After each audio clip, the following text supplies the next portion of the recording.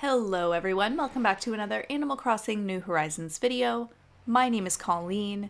This is day 27, or the final day of the Animal Crossing challenge that I've been doing for almost a month now. And I've just been trying to finish up this island by time traveling, by using treasure islands, and this is the final day. So very, very exciting. If you've enjoyed the series, or if you are looking forward to future island tours and other types of content, if you wanted to like or subscribe, I would really appreciate that. Just lets me know that you've been enjoying this content and I should continue making something similar to it. Of course, not going to be exactly the same, but I have lots of plans. So of course, just starting off this tour with the entrance as I usually do for a regular island tour. As you can see, we've got lots of glowing moss and mush lamps and bug models and just so many nice natural things going on here.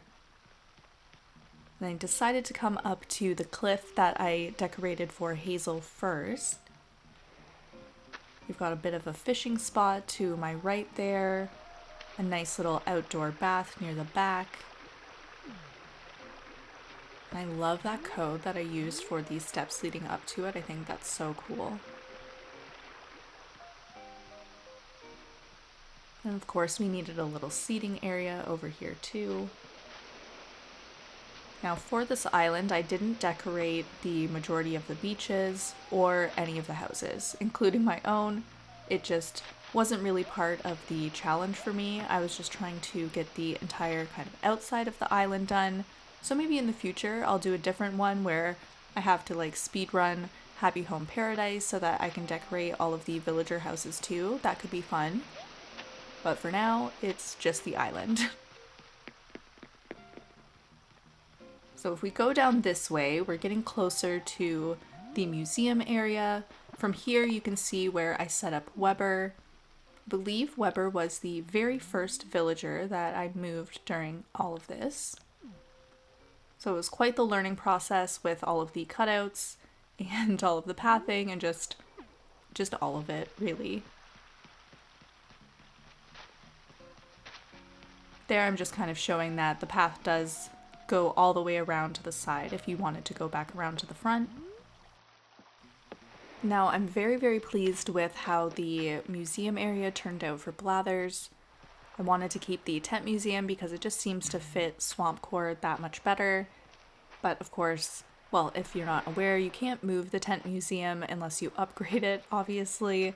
So I had to be sure when I was putting it down, and I was pretty certain that near the peninsula would be perfect, and I think it turned out really, really well.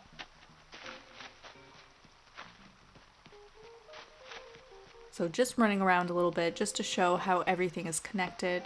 So obviously this is our bridge that's at the entrance, and if I were to turn a little bit differently, you would come to the plaza here, which there's actually a bunch of gifts sitting there when you first come in to visit. So hopefully if you visit this dream, I will see you running around in some of these glowing moss outfits. So when I was creating this island, I wanted to have kind of a raised shop area behind the plaza, so for Abel's and for Nook's. I tried to make it as symmetrical as possible, but I did end up having to move Nook's back just literally one tile, and I have absolutely no regrets.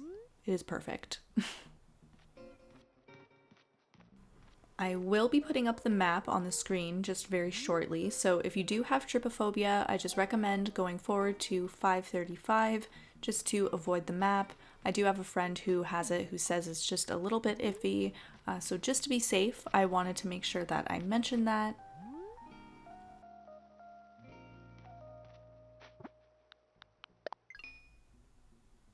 So here we have the map of Lucia.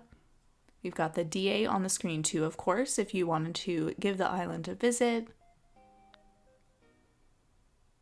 I'm fairly happy with all of the villagers that I ended up getting for this island. I was able to find Lily really close to the end of creating everything, so having the extra frog I think is a nice little touch.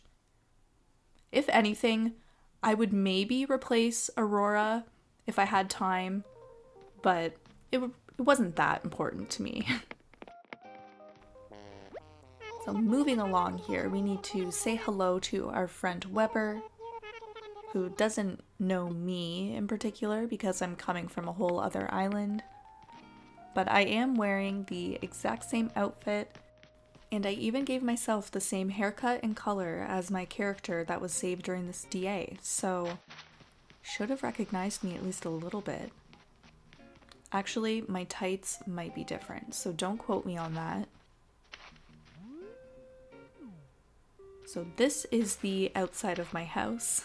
That is the extent of what you will see because, like I mentioned at the beginning, I didn't decorate any of the inside.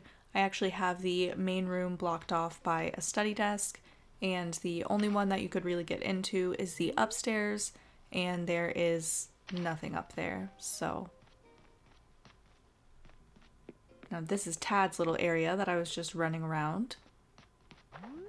He's got his basketball there. I just love dribbling that when I'm decorating and I don't know what to do next. Now I've wandered into the orchard / June's yard territory, but first I'm just going to go down here and show you how it connects to the entrance and then show you this little fish market that I made kind of at the front of the beach. Which that is very much the only portion of the beach that is decorated even a little bit. And that's only because it leads up to the dock, so I just thought it was fairly fitting to have it all on this side.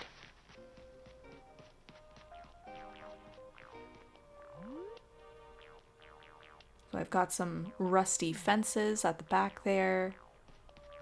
Of course, 3 stalls and then 2 of the storefronts that I use too.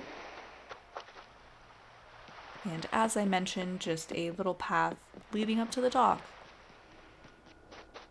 I wish that Captain stayed for the dream addresses, even if you can't use him, because I would never be expecting to be able to use him if I'm at someone's island, but just for the sake of how it looks. It just looks so much better when he's there. That was just a little seating area that I didn't really know what to put in that space, so I just used some of the items that I had left over. But now I will just run through the fish market and we will go up to the orchard area here. Now, like I mentioned, this is June's yard as well. She just seems like she would be good at taking care of plants and fruits and stuff like that. I don't know. Now this island's fruit is actually cherries, which I actually had forgotten that and I thought it was pears for a while. But it is cherries, so that's why I've got the little stacked crates with the cherry jam on there, or cherry jelly. No, those are 2 separate items. There's just so many things to remember. But then a little community garden up here, which does have quite the view once I get to that part. But first, I just got so excited to see my double, I had to go say hello. I wonder if you listen really closely, you can hear the song.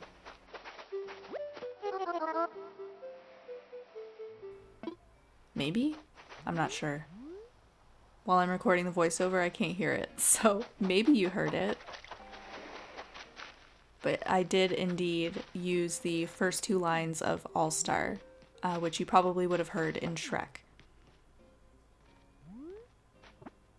This is the view I am talking about, which if I were able to kind of adjust some things or redo some things, I might make the point where you can walk out and take some pictures, maybe just a little bit further forward. Because I don't really like how some of the houses are blurry. And maybe that's just me, maybe it looks fine. Either way though, I love the way that the swamp looks. And I will make sure that I have all of the custom codes in the description as well. So for the swamp, for the stones, for all of the flower pathing that I'm using, all of it.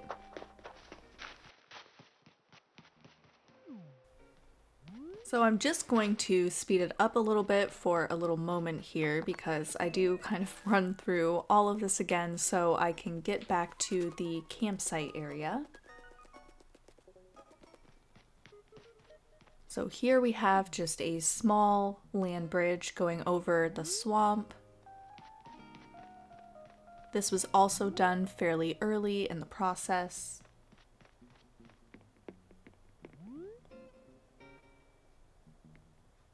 Then of course we've got our campsite because every island has to have one.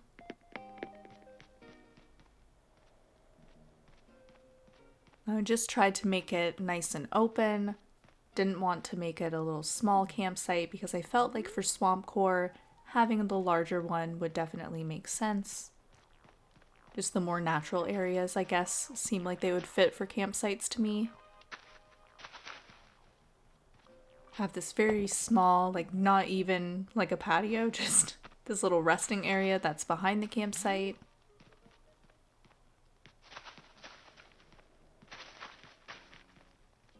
Then a few other campers that are here. Or just a couple, I guess. And then over here we have Pate's little area. Now it might be pronounced pate, but I don't see the accents. So I'm just gonna go with Pate, which actually that does have a meaning that correlates with Pate anyways. It's like top of the head, which if you're familiar with Pate's character, she just has hair on the very, very top of her head. So I think either way, it could make sense. And then this is just more of a natural land bridge that leads up to her house. It is connected behind Weber's too. And on the left side of it, you have a fairly like wonky tree house. So that's why you can see some leaves poking out of the top of it. It is supposed to be there. And I'm really, really proud of this build. I had a lot of ideas. It took more than a couple days.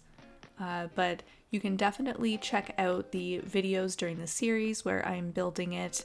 I will have the playlist linked at the end of the video as well, so if you wanted to check out any of those videos, you can look through those. I'm fairly specific through the chapters in the descriptions too, so just have fun reading what I was doing.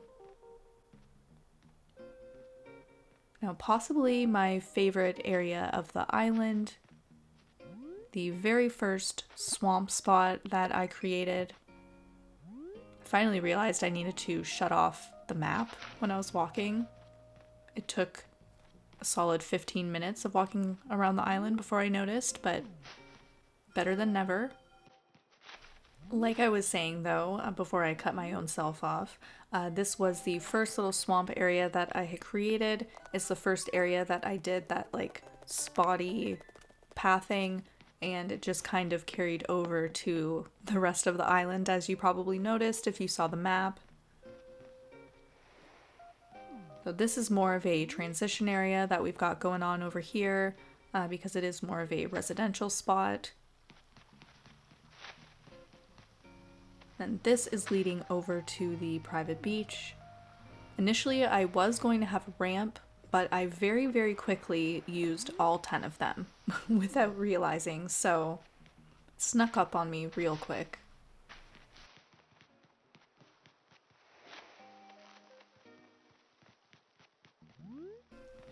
So coming up right in front of me, we've got Auroras.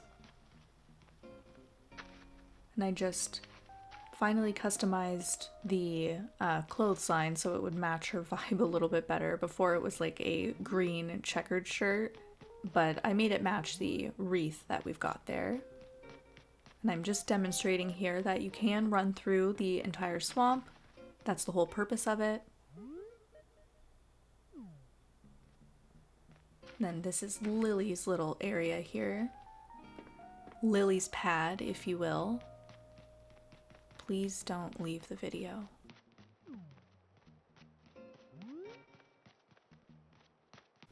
I was so happy to run into Paige when I was doing this tour. I was like, I swear if I don't find her, I will be so upset. It is totes dreamy, I agree.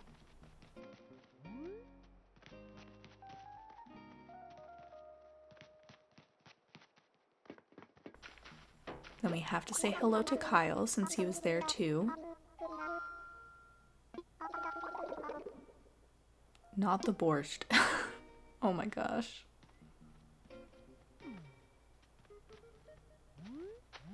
Again, I had an idea in mind. I wanted to have a lot of the houses up on like stilts of some sort. This is what I came up with. I just wish the cutouts didn't reflect the light like that so you could see the circles even when it's nighttime. It just seems, it's sad. Now that is Mint's house up there. Again, I'm just running back and forth to show you how everything's connected. Got a little relaxing spot over here.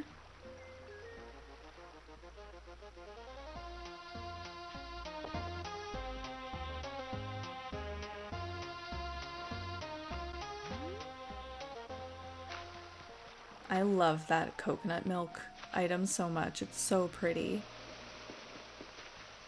But of course, we need to venture up to Mint's little area here, and she does have a very extravagant cliff top, I would say, compared to a lot of the others. She's got the whole patio, she's got this relaxing area, just looking out onto the ocean. Just seems very Mint, you know? Now you can get up on these cliffs over here if you want to. There's actually just a ton of vines and ladders just everywhere. So if you do decide to visit this dream address, just go everywhere, climb everywhere. It doesn't matter to me, obviously. Get all of the different viewpoints for those pictures.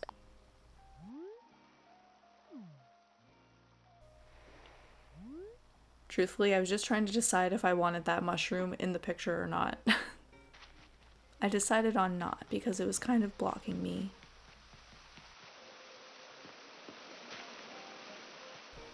So as I make my way back here, it is very sad to say that I am actually getting close to the end of the video.